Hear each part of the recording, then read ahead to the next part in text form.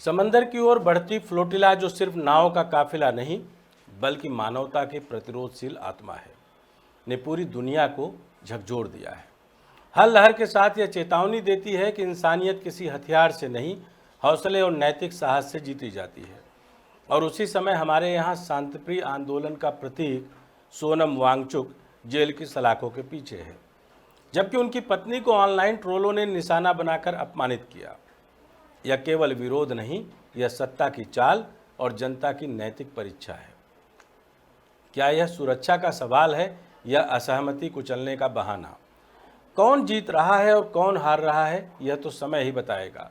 Flotilla की प्रत्येक लहर में रोमांच है, प्रतिरोध की गूंज है और चेतावनी है कि असली ताकत सिर्फ बल और कानून में नहीं, साहस और नैतिकता में है। अगर हम सचमुच नागरिक देवता हैं तो हमें अपनी भाषा और आचरण को पवित्र रखना होगा। आंखें खोलिए, कान से सुनिए और मन को संभालिए, क्योंकि यह सिर्फ खबर नहीं, इतिहास की घड़ी है जिसमें हर निर्णय, हर शब्द और हर कदम मायने रखता है। नमस्कार, मैं डॉक्टर विजय शुक्ल। यह वह क्षण है जब इतिहास अपनी आंखें खोलकर हमसे पूछ रहा है, तुम किस तरफ हो? गाजा के तट की ओर बढ़ता हुआ 50 नाव का काफिला सिर्फ लकड़ी और लोगों का समूह नहीं है, वह हमारी विवेकशीलता का दर्पण, हमारी शर्म और हमारी जिम्मेदारी का प्रतिबिंब है। उन नाव पर सवार लोग हथियार नहीं लेकर गए हैं, उन्होंने सिर्फ इंसान होने का दावा किया है। इंसानियत की वसीयत पढ़ने वाले, न्याय की पुकार सुनने वाले और सहानुभूति का परचम लहराने वाले। वे जान पर खेलकर उस काठिन्य को चुनौती दे रहे हैं जिसे सत्ता ने ना मानवीयता माना, न कानून। हमारी दुनिया तब तक सभ्य मानी जाती है जब उसके नागरिक किसी भी अत्याचार के सामने आंखें बंद कर नहीं बैठते। पर आज जब गाजा पर चिरकालीन बमबारी और तबाही चल रही है, बहुत सी सरकारें चुप्पी की आड़ में अपने कूटनीतिक आराम को करीब रख रही हैं। नेतन्याहू और उनकी सरकार के सामने अंतर्राष्ट्रीय नृशंसता के आरोपों का पहाड़ खड़ा है, पर वही सरकारें जो स्वाभाविक रूप से लोकतांत्रिक मूल्यों और मानवाधिकारों की दुहाई देती रही हैं, मौन होकर इतिहास के दायरे से बाहर जाने की कोशिश कर रही हैं। यही वह वक्त है जब आम इंसान, संगठन और अंतर्राष्ट्रीय नागरिक समाज को खड़ा होना चाहिए, सच्चे अर्थों में, बिना किसी भय के, बिना किसी राजनीतिक हिसाब किताब के, सिर्फ इंसानियत के नाम पर। फ्लोटिला की सादगी ही उसकी शक्ति है। यहाँ हथियार की जगह हृदय की धड़कन, गोला बारूद की जगह आत्मसम्मान है। जब शक्ति अत्याचार का सहारा लेकर अपनी चिल्लाहट तेज करती है, तब साहसियों की खामोशी भी एक तरह की लड़ाई बन जाती है। और जब ये लोग खुले समंदर में अपना काफिला भेजते हैं तो वे संकेत करते हैं कि दुनिया अब राजनीति की मजबूरियों के बहाने से और पीछे नहीं हटेगी। यह संकेत इसलिए अनूठा है क्योंकि यह बताता है कि सत्ताधारी ताकतें चाहे कितनी भी मजबूत दिखें, उनसे भी बड़ी एक नैतिक शक्ति मौजूद है जो सिर्फ फ्लैग और घोषणा पत्र नहीं बल्कि इच्छा और जज्बे से बनती है। हमें यह समझना होगा कि प्रतिरोध की नई भाषा बन रही है। यह भाषा ना तो बमों से बोलती है और ना ही तोपों से। यह भाषा मीडिया की सच्चाई, सोशल प्लेटफॉर्म्स की आवाज़ और सड़क पर लोगों के कदमों से बन रही है। जब दुनिया के नागरिक सड़कों पर उतरते हैं, दूतावासों के बाहर चिल्लाते हैं, आर्थिक दबाव बनाते हैं और अंतर्राष्ट्रीय मंचों पर न्याय की मांग उठाते हैं, तब यह केवल प्रदर्शन नहीं, यह इतिहास का निर्माण होता है। फ्लोटिला ने इस सच को मूर्त रूप दिया है। नैतिक साहस की एक ऐसी परिभाषा जो किसी भी सैन्य शक्ति के सामने असह्य बन जाती है। हमारे समय का प्रश्न यह है कि क्या हम अपनी मानवीयता को बेचने को तैयार हैं? क्या हम उन सरकारों की नीयतों को किसी राजनीतिक समीकरण की आड़ में छुपाकर छोड़ देंगे जो रूह को कुचलती हैं? यह आसान नहीं होगा। शक्तियां हमेशा अपने हितों की भाषा बोलती हैं। वे आर्थिक, सैन्य और राजनीतिक गठजोड़ों का सहारा लेकर अपने किए की सफाई कर लेंगी। पर यही वह मोड़ है जहां नागरिक समाज की ताकत परखने का अवसर आता है। हमें यह दिखाना होगा कि हमारी आवाज़ें किसी भी ठोस ताकत से कम नहीं, और उन आवाज़ों का माध्यम अब केवल विवादित बयान नहीं बल्कि ठोस कार्रवाइयाँ हैं। ह्यूमैनिटेरियन सहायता का आयोजन, निर्वस्त्र मानव काफिलों का समर्थन, निर्वासन प्रतिरोध, चुनावी जवाबदेही और वैश्विक आर्थिक दबाव। फिलहाल जो भी कदम उठाए जा रहे हैं, किसी से उम्मीद रखना या किसी को कोसना, सबको हमहू ध्यान रखना होगा कि प्रतिक्रिया किसी हिंसा की तरफ ना मुड़े। इतिहास ने बार बार दिखाया है कि हिंसा और बदले की नीति अंततः नई हिंसा और नई प्रताड़ना को जन्म देती है। हमें उसी नैतिक ऊंचाई पर खड़े रहकर प्रतिरोध करना है जो हम बचाना चाहते हैं। मानव जीवन की रक्षा, बेसहारा लोगों की मदद और निर्दोष नागरिकों के कत्लेआम को रोकना, यही हमारा औजार है। संयम, दृढ़ता और न्याय के लिए अटूट प्रतिबद्धता। फ्लोटिला के यात्री हमें यह भी सिखाते हैं कि प्रतिरोध का मतलब केवल विरोध प्रदर्शन नहीं है। प्रतिरोध का अर्थ है साहस के छोटे छोटे कर्मों का जोड़।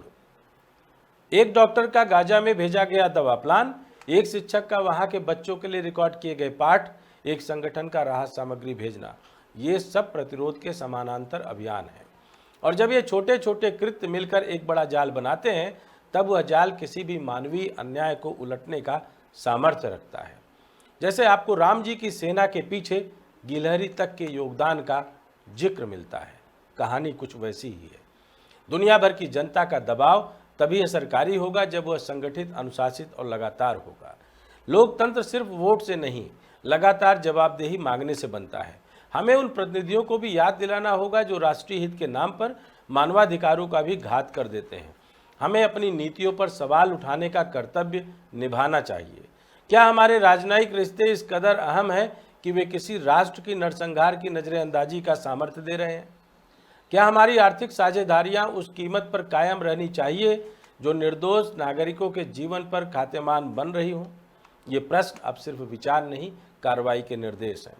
हमारी राह स्पष्ट है, पहले जानकारी का फैलाव और सत्य का संरक्षण।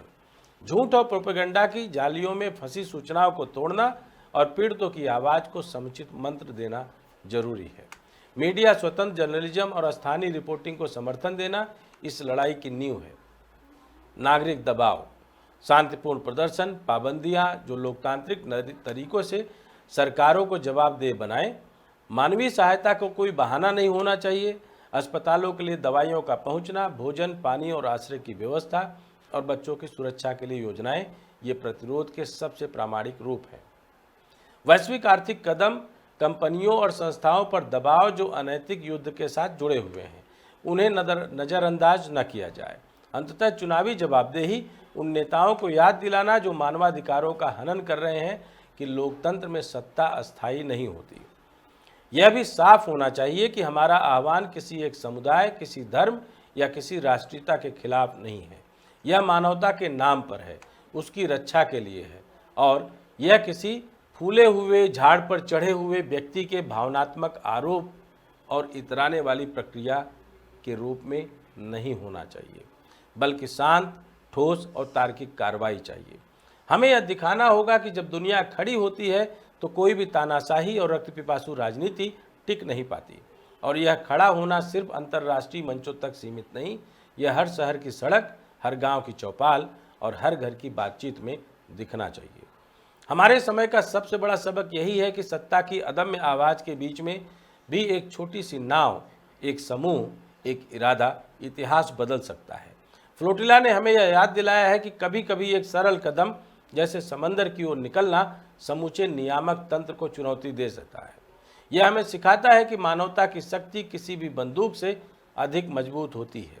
अंत में हम सभी को एक स्पष्ट संदेश देना चाहिए, दुनिया देख रही है, इतिहास लिख रहा है, और यदि हम सचमुच इंसानियत की कीमत समझते हैं तो अब चुप नहीं बैठेंगे। जो सरकारें रक्तपिपासु नीतियों पर अड़ी हैं, उन्हें बता दो कि उनकी कार्रवाइयाँ अमानवीय हैं और वे अंतर्राष्ट्रीय नैतिक नियमों के तहत जिम्मेदार ठहराई जाएंगी। और जो नागरिक आज केवल सोशल मीडिया पर नाराजगी दिखा रहे हैं, उन्हें भी यथार्थ में खड़ा होना होगा, दान देकर, भाग लेकर, आवाज़ उठाकर और अपने नेताओं से जवाब मांगकर। यह समय सिर्फ सहानुभूति दिखाने का नहीं है, यह समय है कार्रवाई करने का। और जब हम संगठित होंगे, जब हमारी आवाज़ें न केवल गूंजेंगी बल्कि ठोस परिणाम भी दिखाएंगी, तभी यही नौका नैतिकता हमारी आने वाली पीढ़ियों के लिए एक मिसाल बनकर उभरेगी कि किस तरह एक जनचेतना ने अत्याचार के अंधेरे को ध्वस्त किया और दुनिया को फिर से इंसानियत की राह पर लौटाया। यही हमारा उत्तर है, नफरत के खिलाफ मानवता, अन्याय के खिलाफ साहस और दमन के खिलाफ दृढ़ता। अगर आपको लगता है कि मानवता, साहस और दृढ़ता के साथ हम अपने समाज में, अपने इर्द गिर्द चल रही किसी भी अनैतिक गतिविधि का, चाहे वो सामाजिक हो, चाहे राजनीतिक हो या फिर सरकारी हो, उसका सही प्रत्युत्तर दे सकते हैं, तो आपको इस खबर के साथ जरूर होना चाहिए।